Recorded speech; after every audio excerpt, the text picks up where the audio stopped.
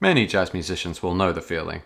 You're happily playing away without a care in the world, but then a nagging anxiety begins to build as your big moment approaches. It's time to take a break. I don't mean to go get a drink from the bar, I mean to play a break.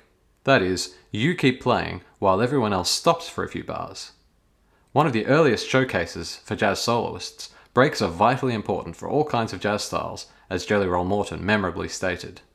So, your break is approaching. What do? Do you wait for inspiration to strike?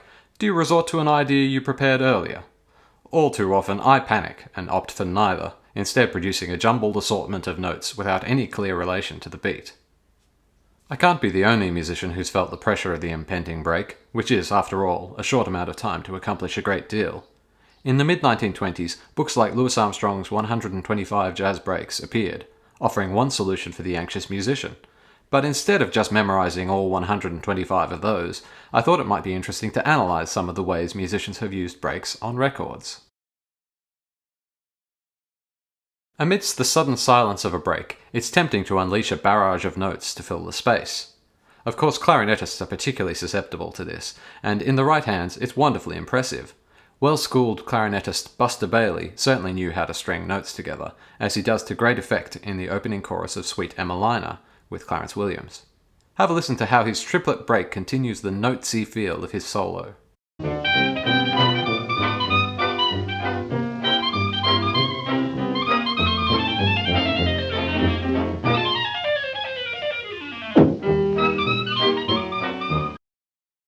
Fellow clarinetist Willie Humphrey played a recording session with Red Allen's band in 1936. Almost all the featured reed solos go to the undeniably excellent Cecil Scott, but Humphrey does play a magnificent two-bar break on every minute of the day. It's audacious not only for its sheer virtuosity, but also for its rhythmic surety.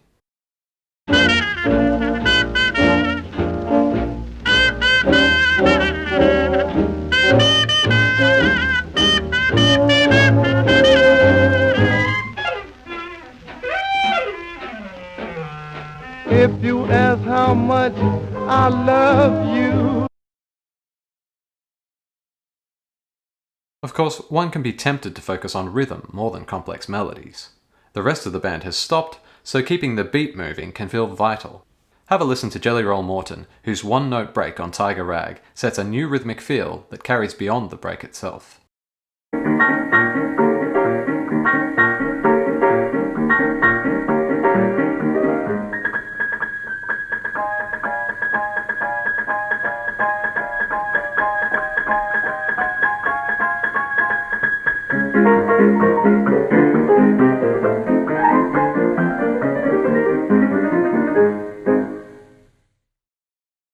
Drummer Baby Dodds excels throughout Jelly Roll Morton's Billy Goat Stomp, but one break in particular draws on various parts of his kit to create a powerful forward motion.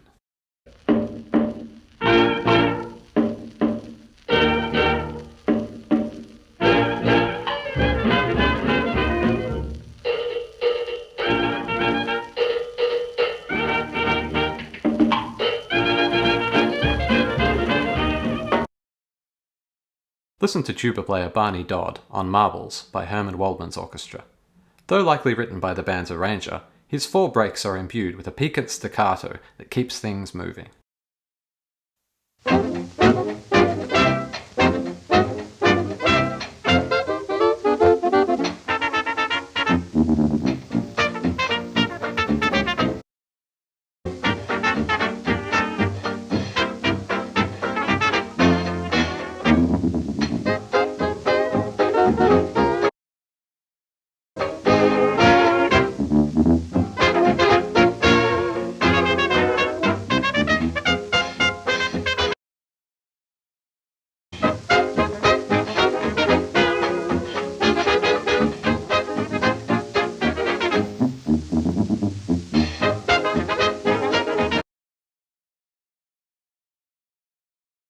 Some breaks work by deliberately drawing attention to the suspension of rhythm. Johnny Dodds liked this next break so much he used it twice. Launching out of the ensemble on one long note, it seems to float daringly in the air before reasserting the rhythm towards the end.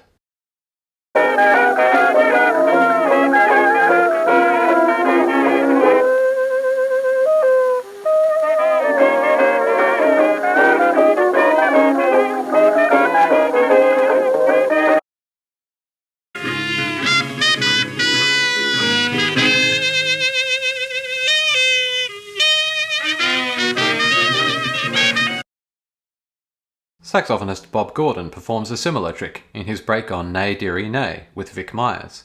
He plays just 3 notes, carefully placed amidst the silence.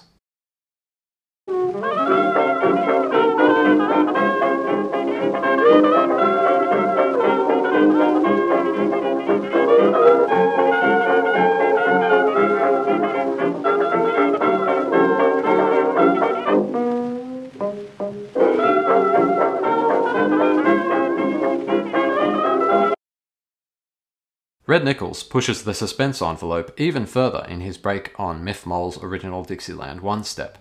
He leaves a full 6 beats entirely empty before a short pickup into the next bar. I suppose it's conceivable someone forgot their break here, but it's all so perfectly executed and wonderfully effective that it doesn't even matter whether it was intentional.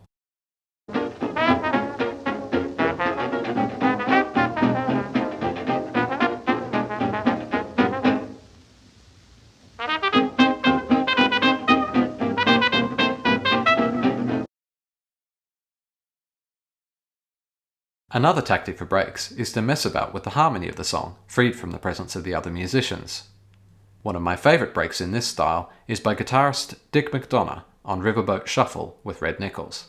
McDonough fashions a tranquil harmonic masterpiece within just 2 bars, twisting and turning gently around the simpler C7 chord.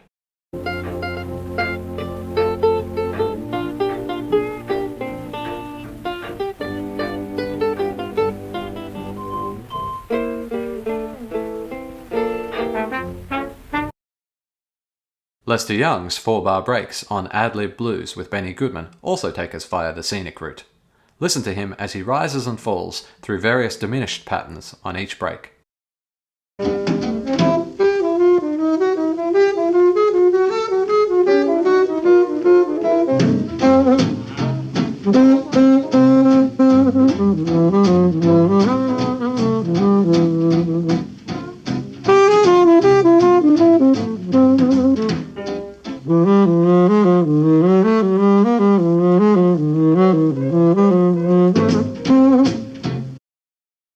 Alto player Johnny Hodges achieves a totally different effect through his harmonic invention on Double Check Stomp with Duke Ellington.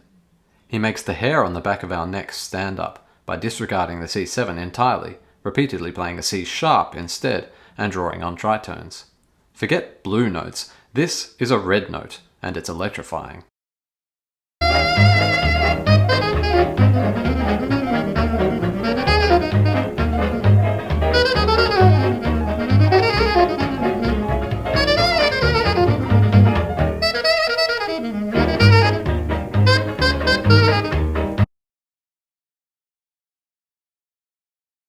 Of course, breaks can be collaborative too. King Oliver and Louis Armstrong set the Chicago jazz world alight with their tandem breaks in the early 20s, and with good reason. Here's a favourite of mine from Snake Rag. I particularly like how the phrase actually stretches into the next bar like elastic.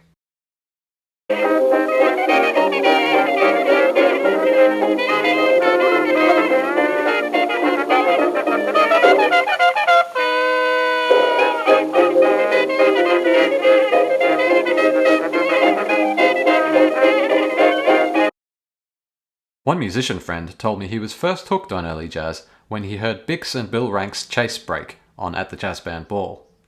It's easy to understand why, with their shared invention seeming somehow both spontaneous and perfectly logical.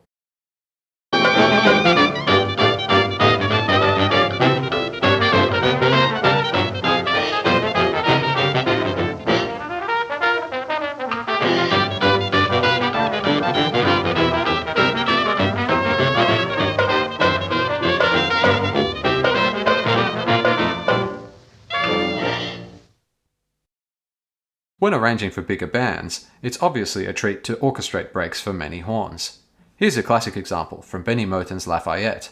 It's particularly electrifying as it's built on a 3-beat riff that sits a beat earlier in the bar with each repetition.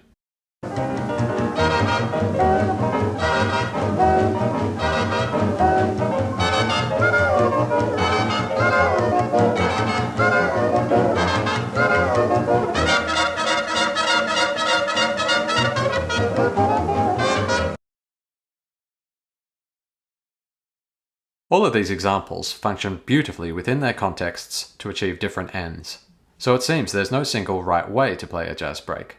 However, I'm still a bit concerned I might have a few wrong ways up my sleeve, so it's off to the practice room for me now. Well, maybe after a few more records.